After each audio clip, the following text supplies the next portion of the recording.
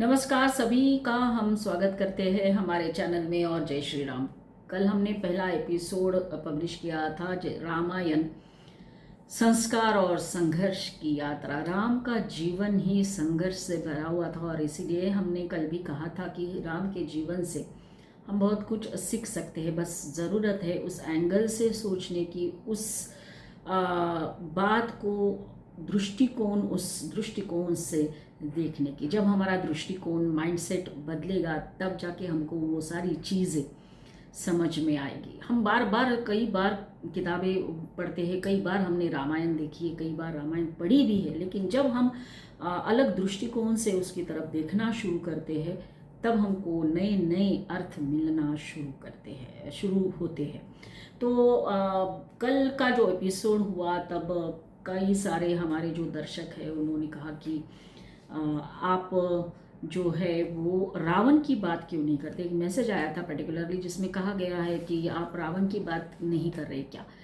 तो ऑब्वियसली मैं बताना चाहूँगी, जब राम की बात होगी तो रावण की बात ज़रूर होगी, क्योंकि जब जब इस संसार में अत्याचार अनाचार बढ़ा है तब तब अवतार हुआ है, अवतरित हुए हैं विष्णु भगवान। तो ऑब्वियसली राम का अवतार भी उसी लिए था, रावण का वध करने के लिए, रावण का अंत करने के लिए।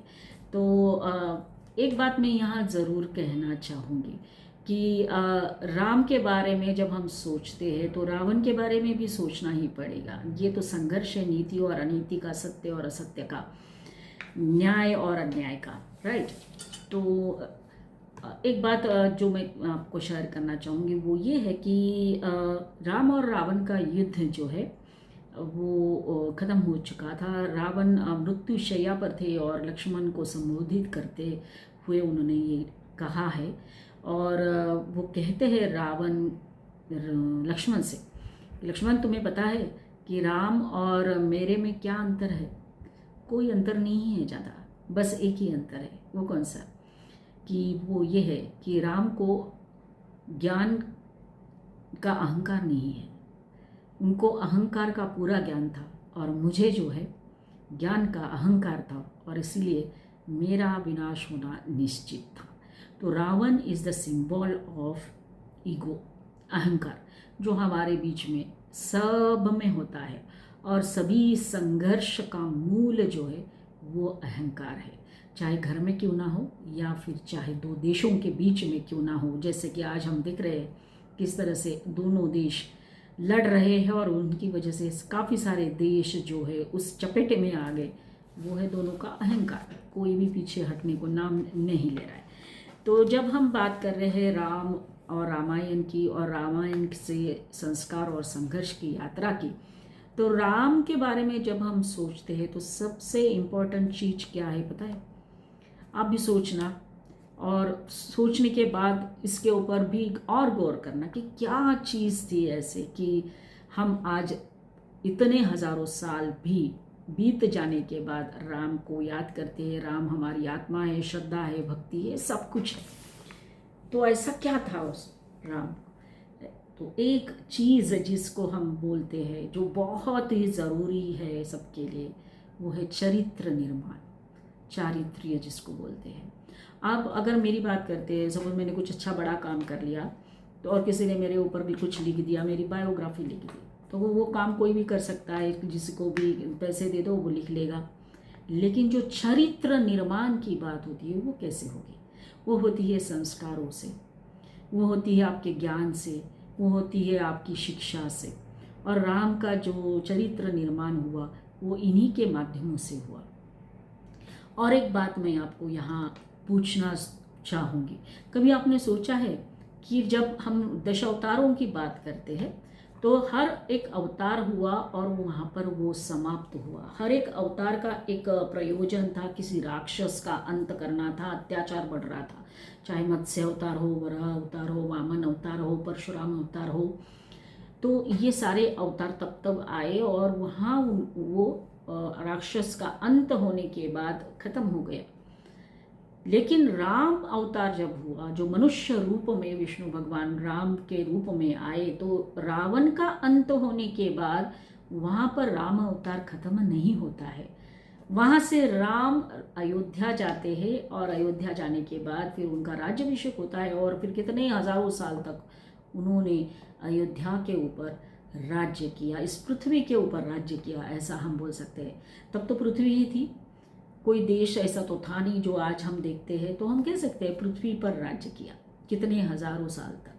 तो ये बात हमने कभी नहीं सोची। तो आज भी हम उनको याद करते हैं और राम राज्य की संकल्पना लिए हुए, राम राज्य का सपना लिए हुए, आज़ादी के इतने साल होने के बावजूद भी हमारा वो सपना पूरा नहीं हुआ है। उसका कारण क्या है पता है? उसका कारण है उस तरह का चरित्र निर्माण हम नहीं कर पाए। कभी आपने सोचा है कि क्यों शिवाजी महाराज अभी तक जन्म नहीं लिए, क्यों अभी तक लोकमान्य तिलक नहीं आए, क्यों अभी तक सावरकर नहीं आए? क्या ऐसा हो गया स्वतंत्रता के बाद कि कोई भी महापुरुष ने हमारे यहाँ जन्म ही नहीं लिया? ये बात सोचने लायक है। तो ये है चरित्र निर्माण की आवश्यकता और यही सीखना है राम से।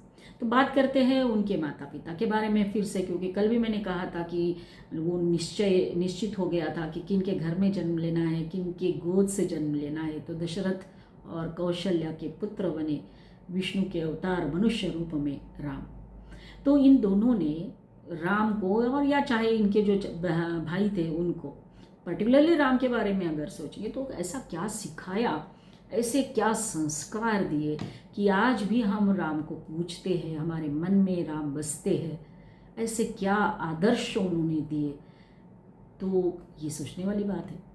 या फिर हम ये सोचें कि उनके गुरुओं ने उनको ऐसा क्या सिखाया कि जिसकी वजह से राम जैसा चरित्र निर्माण हुआ। क्या उनके पास कौन सी किताबें थी? आज हम कह सकते हैं हमारे बच्चे स्कूल में जा रहे हैं, कॉन्वेंट में जा रहे हैं, इंग्लिश मीडियम स्कूल में तो जाना बहुत आवश्यक है, क्योंकि वहाँ सब कुछ सिखाया जाता है। अगर आपको इंग्लिश नहीं आती है तो कुछ भी नहीं आता है। जो इंग्लिश में नहीं बोल पाता है तो वो अनपढ़ गवार है, कम पढ़ा लिखा है। वो अब अलग बात है कि हमारे प्रधानमंत्री जहाँ भी जाते हैं वो हिंदी में बात करते हैं, तो चलो उस वजह से हम अब हिंदी में भी बात करने लग गए। लेकिन ऐसा क्या था उनके पास, क्या पढ़ाया उन्होंने उनको? क्या पढ़ाया होगा? वेद, उपनिषद, पुराण, शास्त्र, शस्त्र, अस्त्र, सबका ज्ञान, और उसी के थ्रू निर्माण हुआ राम जैसा चरित्र। आज की किताबों में से तो ये सब कुछ गायब हो गया। स्वतंत्रता के बाद हमारे पास एक बहुत अच्छी अपॉर्चुनिटी थी कि हमारी ज्ञान परंपरा को आगे बढ़ाए, पर ऐसा नहीं हुआ। लॉर्ड मैकॉले ने हमारी सारी एजुकेशन सिस्टम बर्बाद करके रख दी, अपनी थोपी, और उससे अभी तक हम बाहर नहीं निकल पाए। तो इसीलिए कैसे चरित्र निर्माण होगा? तो जब जब ये बातें सिखाई गई तब तब किसी ने ना किसी रूप में उसका निर्माण हुआ। तो राम का निर्माण हुआ, चरित्र निर्माण हुआ उनके संस्कारों से, उनको जो शिक्षा दी उससे। अगर हम आगे जाके बात करते, राम मतलब आदर्श, आदर्श की परिसीमा, मर्यादा पुरुषोत्तम, पुरुषों में सबसे अति उत्तम पुरुष वहाँ वो है मर्यादा पुरुषोत्तम राम। फिर आता है कृष्ण भगवान का अवतार, जो अकॉर्डिंग टू द सिचुएशन अपनी पॉलिसी बदलते हैं। तो जब कौशल्या और दशरथ या फिर उनके गुरुओं ने उनको वेद पुराण और इनकी शस्त्र शास्त्र का ज्ञान दिया, चरित्र निर्माण हुआ राम का। उसके बाद फिर वही हुआ होगा, भगवान श्री कृष्ण ने भी वही पढ़ा होगा जब उनके गुरुओं के यहाँ वो पढ़े, उसी तरह से संस्कार हुए, तो राम और कृष्ण की चरित्र निर्माण हुआ।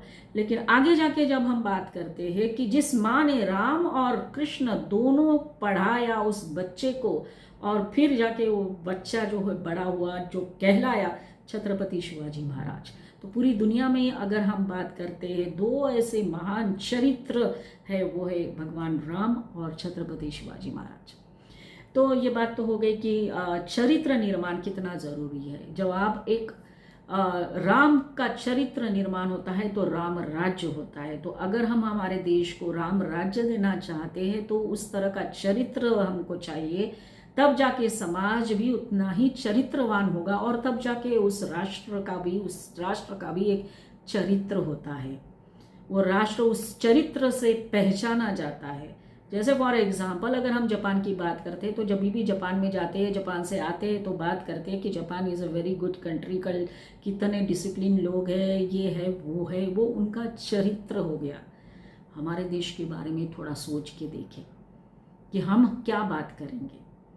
तो ये सोचने वाली बात है। तो सबसे पहले जो हमको आज हमारे बच्चों को सिखाना है, उनके ऊपर उस तरह के संस्कार करना है, तो रामायण पढ़ना है। राम को उस एंगल से देखना है कि उनके जीवन के थ्रू हम क्या क्या सीख सकते हैं। और दूसरी एक बात कि राम का चरित्र कैसा डिफरेंट था। जैसे मैंने बताया, एक मैसेज आया ना कि राम और रावण के बारे में बात करो या दोनों में क्या अंतर है, उसी तरह का एक सवाल था।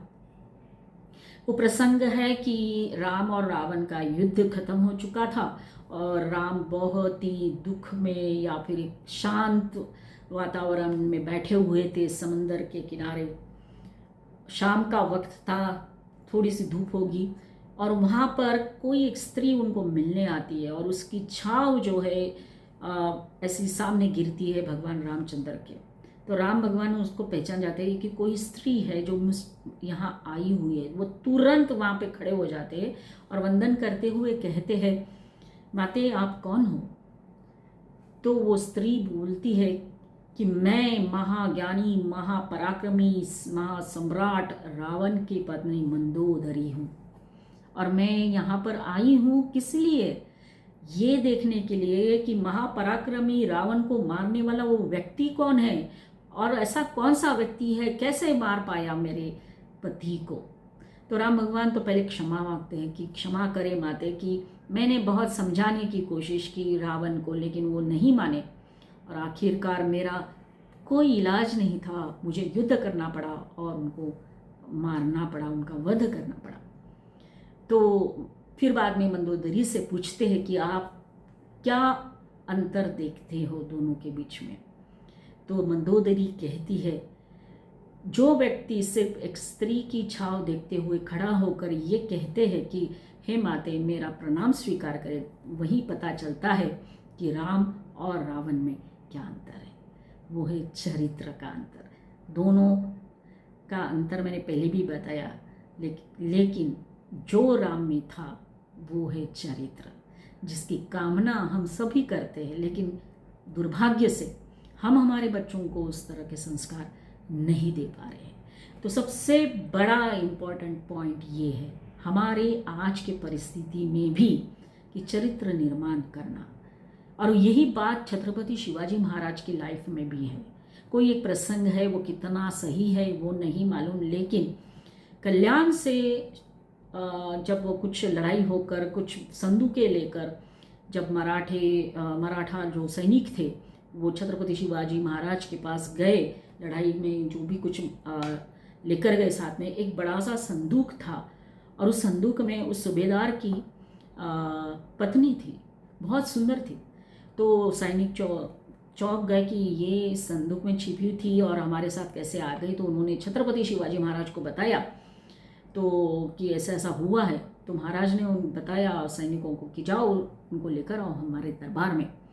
और वो सूबेदार, कल्याण की सूबेदार की जो पत्नी थी वो आई, बहुत सुंदर, और महाराज के सामने खड़ी थी। उसके मन में शायद बहुत सारे सवाल होंगे कि अब मेरे साथ क्या होगा, क्योंकि उसने तो वही देखा था कि किस तरह से बाकी स्त्रियों के ऊपर ये मुगल्स अत्याचार करते थे। तो शायद वो मन में सहमी हुई थी, डरी हुई थी, और वैसे ही वो दरबार में आई और जैसे ही छत्रपति शिवाजी महाराज के सामने खड़ी थी नमस्कार करते हुए, शायद उल्टा उसने देखा छत्रपति शिवाजी महाराज खड़े होकर उनको वंदन करते हुए कहते हैं, हे माते, अशीच आमची आई असती सुंदर रूपवती, आम्ही सुंदर झालो असतो वदले छत्रपती।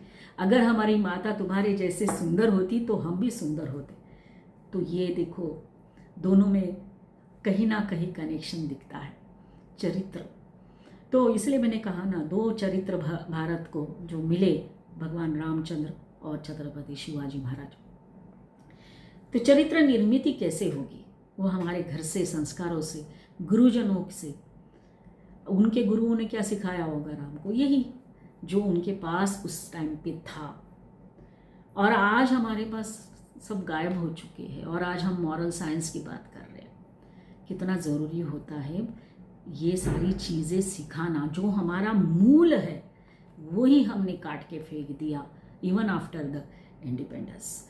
तो भगवान राम का चरित्र और उसमें से सीखने वाली ये बातें, नीतिमत्ता, सत्य, बाद में आएगा दया, क्षमा, शांति, जो भी है। लेकिन अब बात करेंगे कि उनकी फैमिली की। राम, सीता, लक्ष्मण, फिर हनुमान, ये जब हम फोटो देखते हैं तो एक ग्रुप फोटो जैसा दिखता है। एक राम, लक्ष्मण, सीता, हनुमान जी बैठे हुए, फैमिली, राइट। तो इसका भी मीनिंग है। और हम अभी बहुत शान से बोलते रहते हैं कि the family which dine together stay together. अरे भाई, ये देखो हमारा मूल वहाँ से आ रहा है, फैमिली। राम का कैसे है, हमारे अंतर मन में है। राम हमारी आत्मा है, सीता हमारी माइंड, हमारा मन है। हनुमान क्या है, हमारा श्वास, ब्रीद। फिर लक्ष्मण है, राम के बाजू में खड़े हुए। लक्ष्मण क्या है, लक्ष्मण हमारे बीच में होता है लेकिन हम भूल गए, वो क्या है, अवेयरनेस। और जो हमारे मन में हमेशा घर करके रखा हुआ है वो है हमारा अहंकार। वो कौन है, रावण। तो देखिए यहाँ पर ये पूरा जो है उसका भी मीनिंग है कि रावण हमारा अहंकार, राम हमारी आत्मा, सीता हमारा मन है, श्वास हमारा हनुमान जी है, और अगर हम जागरूक रहे तो लक्ष्मण है। ये सब कुछ हमारे बीच में ही है, बस ज़रूरत है उस, once again I am saying like that, उस दृष्टिकोण से देखने की, उस दृष्टिकोण को बदलने की। ऐसा नहीं बस सुना, देखा और फिर भूल गए। और ये काम किसको करना पड़ेगा, ये काम हम सभी को करना पड़ेगा जब हम ये अपेक्षा कर रहे हैं कि हमारे राष्ट्र में भी राम राज्य हो। जब राम ही नहीं रहेंगे तो फिर राम राज्य की बात कैसे हो सकती है। और इसीलिए राम होना ज़रूरी है। और राम होना मतलब क्या है, तो राम होना मतलब हमारे पास उस तरह की नीतिमत्ता होना, उस तरह के संस्कार होना, उस तरह के वैल्यूज़ होना जिसकी बात हम हमेशा करते हैं और जिसको हम राम के चरित्र से देखते हैं। तो हम आशा रखते हैं कि कुछ ना कुछ आज आप भी ज़रूर सीखेंगे इस सेकेंड एपिसोड से। और इस एपिसोड्स के जो टाइटल्स हमने निश्चित किया था, जो टाइटल है रामायण, संस्कार और संघर्ष की यात्रा, तो हमारा संघर्ष भी जारी रखना चाहिए कि अगर हम राम राज्य की संकल्पना कर रहे हैं, अगर हम राम राज्य का सपना देख रहे हैं, तो ये संघर्ष की यात्रा जो है हमारी जारी रहनी चाहिए। और वो किस बेसिस पे रहेगी, किस आधार पे रहेंगे, तो ये है चरित्र। जब एक इंडिविजुअल चरित्रवान होगा ना, तो पूरी समाज जो है वो बदल जाती है। और जब समाज पूरा बदलता है तो राष्ट्र भी बदलता है। तो आज की बात इतनी ही। मुझे आशा है कि आपको आज का मेरा ये सेकेंड एपिसोड अच्छा लगा होगा। अच्छा लगा हो तो ज़रूर लाइक करिए, कमेंट करिए, शेयर करिए और हमारे चैनल को सब्सक्राइब करते रहिए। अगले एपिसोड में फिर मिलेंगे नई बात के साथ। रामायण, संस्कार और संघर्ष की यात्रा है। और तब तक के लिए जय श्री राम।